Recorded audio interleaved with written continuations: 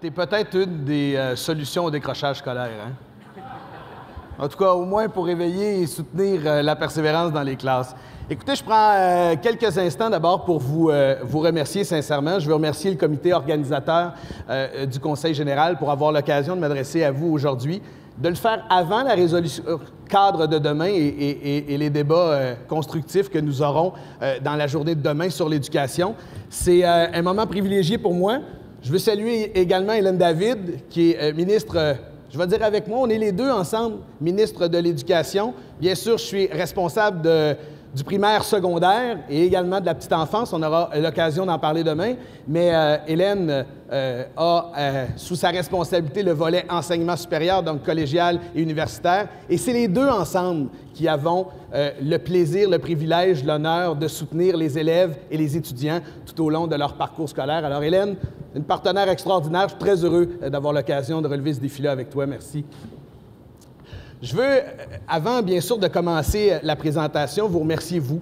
Vous remercier les militants pour le travail que vous faites. D'abord, l'écoute que vous avez pour les différentes propositions, la façon dont on construit les propositions, dont la proposition cadre. Et là, j'ai vu Richard Léonard qui est là, que je salue, les gens, Jérôme Turcotte qui est à côté de lui, là j'essaie de vous voir de loin, les gens de la commission politique qui ont écrit une résolution cadre extraordinaire, chers amis.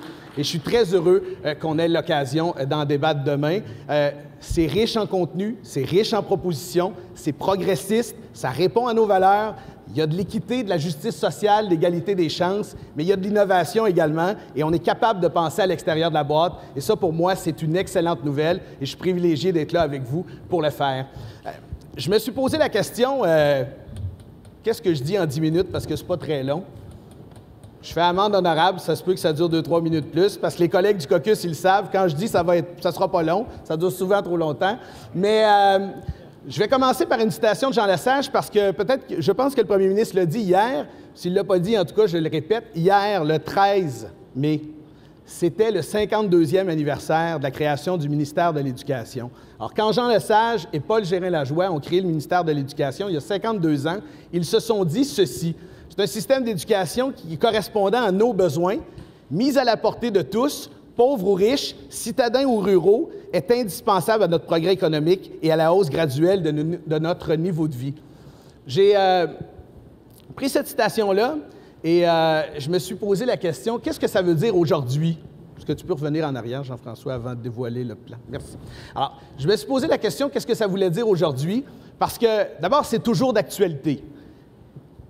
La différence avec l'époque, c'est qu'à ce moment-là, on créait l'infrastructure scolaire. On mettait en place la réglementation scolaire. On offrait à tout le monde, dans toutes les régions du Québec, la capacité, la possibilité de fréquenter une école gratuite, publique, sur l'ensemble du territoire. Aujourd'hui, ça, c'est fait. On a des infrastructures, on a une réglementation, on a des acteurs, on a la possibilité de suivre des formations de tous les niveaux à proximité de chez soi. Il y a encore des corrections à faire, mais très près de chez soi. Mais aujourd'hui, ce que ça veut dire, indispensable à notre progrès économique et à la hausse graduelle de notre niveau de vie, ça veut dire améliorer quoi? Ça veut dire améliorer la diplomation. Ça veut dire améliorer la réussite. Ça veut dire faire plus, faire mieux, faire différemment pour qu'il y ait plus d'élèves et d'étudiants qui réussissent à obtenir un diplôme à leur mesure, un diplôme qui leur ressemble, un diplôme qu'ils ont souhaité, parce qu'après, c'est avec ça qu'ils vont gagner leur vie, élever une famille et partager avec nous la prospérité du Québec. Maintenant, tu peux passer à l'autre. J'ai choisi peut-être de faire différemment que d'autres. Il y aura une seule diapositive pendant les quelques prochaines minutes qui viennent, et c'est un peu la présentation que j'ai faite aux collègues au caucus.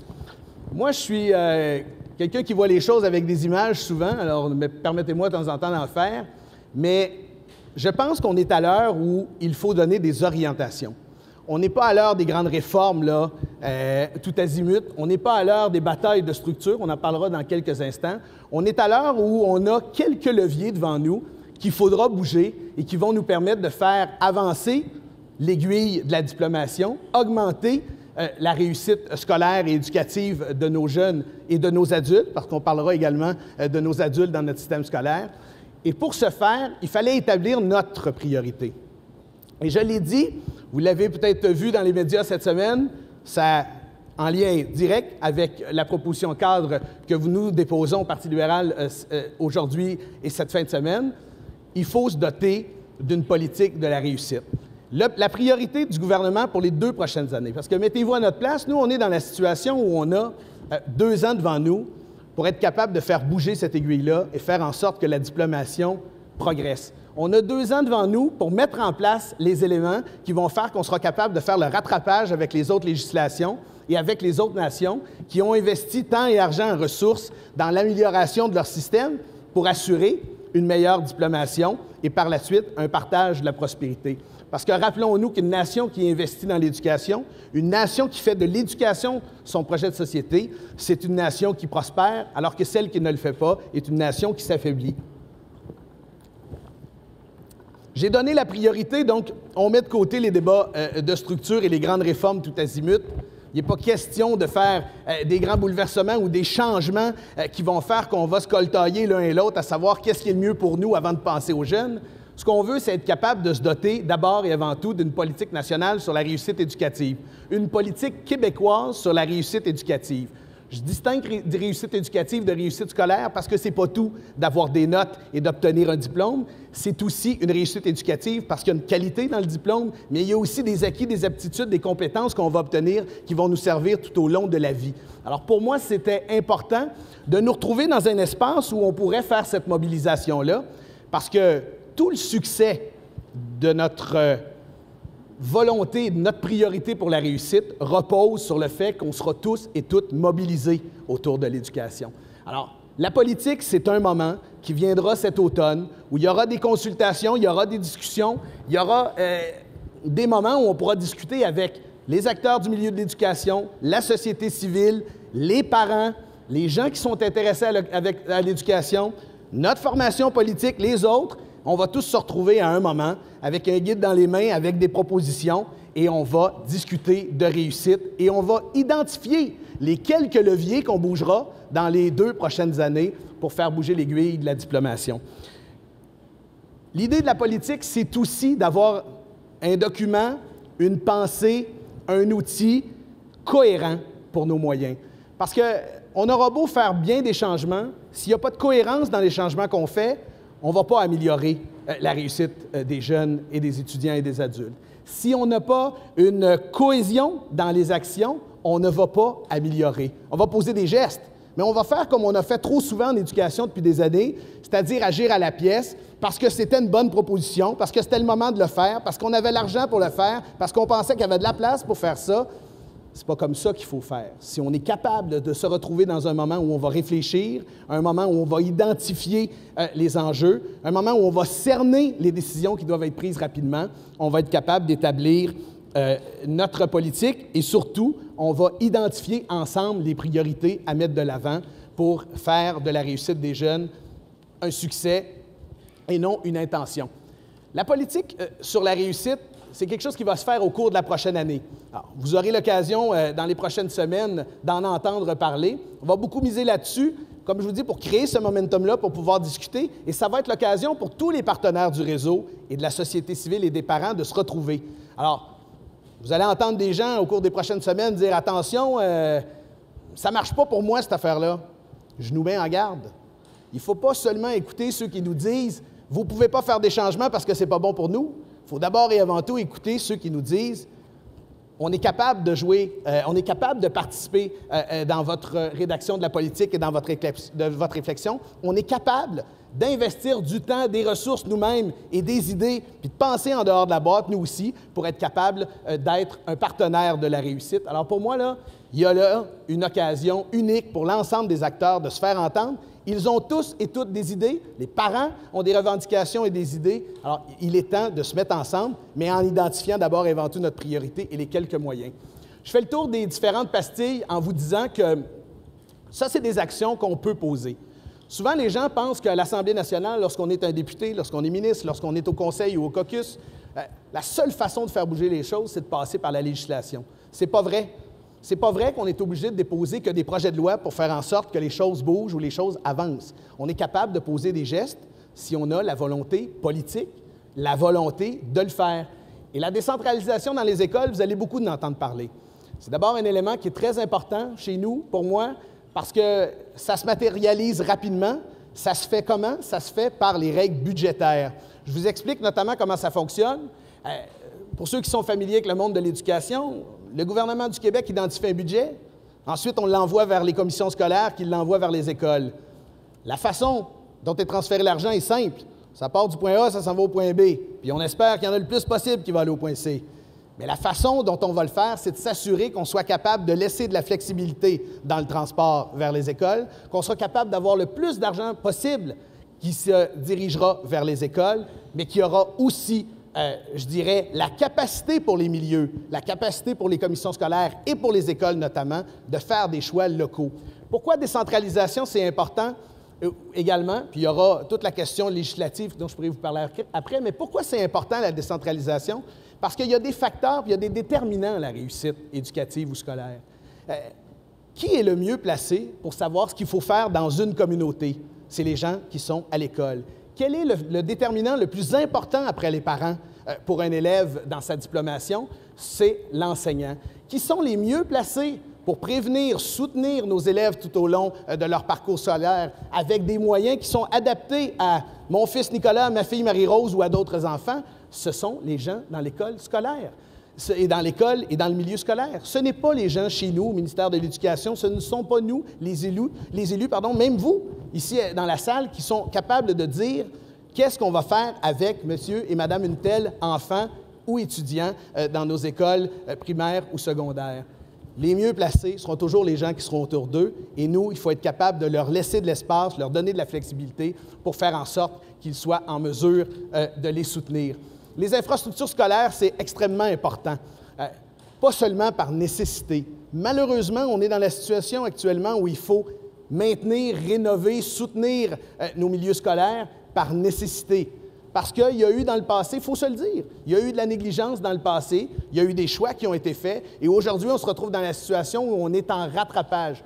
Je suis convaincu que le premier ministre aurait apprécié prendre 1,2 milliard de dollars dans le dernier budget et dire qu'on pouvait l'investir totalement dans la réussite.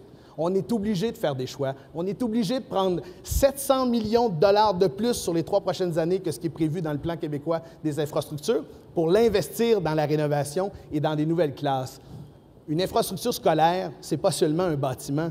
C'est un milieu de vie pour les élèves, c'est un milieu de vie pour ceux qui y travaillent, et c'est un endroit stimulant et accessible pour la communauté. Et moi, je vous le dis bien honnêtement, actuellement, on va rénover nos écoles du passé, mais j'ai sincèrement hâte qu'on construise les écoles du futur. Le nouveau projet de loi, il faut en parler. Vous savez que notre gouvernement avait mis en place le projet de loi 86 et il y a eu des consultations sur ce projet de loi-là. Consultations qui, je vous le dis dès le départ, n'ont pas été inutiles. Ça a été un moment où on a été capable d'écouter, d'entendre. Ça a été le moment où on a reçu beaucoup plus que des commentaires sur le projet de loi. On a parlé d'éducation.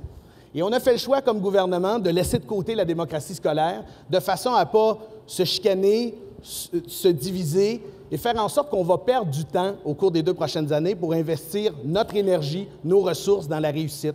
La raison est fort simple, c'est un choix de priorité qu'on fait et la priorité, c'est la réussite. Instaurer les meilleures pratiques, je tenais à vous en parler parce que trop longtemps encore, je vous le disais tout à l'heure, les intérêts ont fait que lobby, intérêts corporatistes ou même choix politiques ont fait en sorte qu'on a voulu accommoder, développer, améliorer notre réseau scolaire, mais malheureusement, il est souvent avec des résultats qui sont mitigés. Il faut aujourd'hui instaurer les meilleures pratiques. Je pense que le principe qui devrait nous guider est le suivant. Lorsqu'il est question des intérêts des gens, c'est normal de consulter. Lorsqu'il est question de la réussite, il faut instaurer les meilleures pratiques et ça nous prend des outils pour être capable d'identifier ce qui se fait de mieux ailleurs ou chez nous. Ça nous prend des outils pour avoir un plan d'intervention puis d'élaboration des meilleures pratiques et ça nous prend des outils pour être capable de faire le point après quelques années si ça fonctionne ou ça ne fonctionne pas. Je pense à ce qui, pour moi, est très important avant de conclure, parce que je vois Laurent et je m'en excuse, au plan d'action pour l'alphabétisation.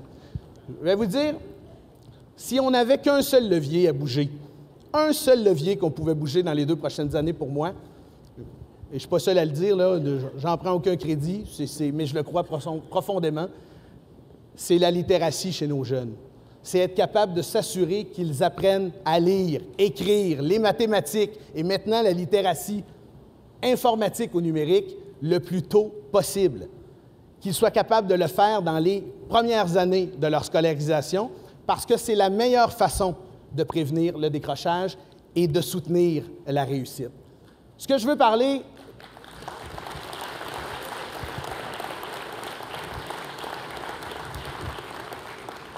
Mais je termine en vous disant que je souhaite... Ça fait 2 fois que je vous le dis, ça ne sera pas long. Je termine en vous disant qu'il faut aussi soutenir nos adultes, les gens qui sont aujourd'hui près de vous, dans vos familles, dans vos villages, dans vos villes, dans vos entreprises, partout autour de nous, qui eux aussi ont des difficultés. Des gens qui ont des limitations qui ont des conséquences graves. D'abord pour eux, des conséquences personnelles graves. Ensuite pour leur famille, pour soutenir leurs enfants à l'école et pour notre prospérité et pour notre enrichissement collectif et pour ce qu'ils peuvent et pourraient contribuer davantage dans notre collectivité. Moi, je fais appel à nos valeurs. Je fais appel à nos valeurs d'équité, nos valeurs d'égalité des chances pour qu'on investisse aussi du temps, des ressources et qu'on fasse en sorte de soutenir un plan important d'alphabétisation au Québec, qu'on se batte tous les jours contre les limites et les dégâts de Voilà, merci. Qu'on fasse en sorte de soutenir l'alphabétisation, c'est pas mal plus simple. Qu'on fasse en sorte de soutenir ces gens-là qui, aujourd'hui, là, ont besoin de nous. Et je vais vous dire sincèrement, en terminant, pour la 3e fois, c'est une blague, là, Laurent, c'est une blague. Je vais vous dire que moi, ce qui me fait le plus plaisir, là, c'est quand j'ai la chance de rencontrer un parent, comme j'ai fait la semaine dernière, qui m'a dit, vous savez, aujourd'hui, là, j'ai 47 ans, je suis capable de dire à mon enfant, c'est bien que tu ailles à l'école, c'est extraordinaire que tu ailles à l'école. Moi, si j'avais su, si j'avais pu faire ce que tu fais aujourd'hui, si ce que je viens d'apprendre pour t'aider à l'école, je l'avais su avant, bien, j'aurais pu aider ton grand frère mieux que je l'ai fait. Alors, c'est important de travailler avec nos jeunes rapidement, mais il ne faut jamais oublier les gens qui sont autour de nous. Ce que vous avez devant vous, c'est un plan de travail pour 2 ans. Les propositions, il y en a plein l'espace public. Il y en a des extraordinaires dans la proposition cadre de cette fin de semaine. Ce que je vous propose, moi, ce que nous vous proposons comme gouvernement, c'est d'utiliser les bons leviers, de choisir une seule priorité et de prendre quelques exemples à mettre en place rapidement pour la réussite de nos jeunes et de nos élèves. Merci.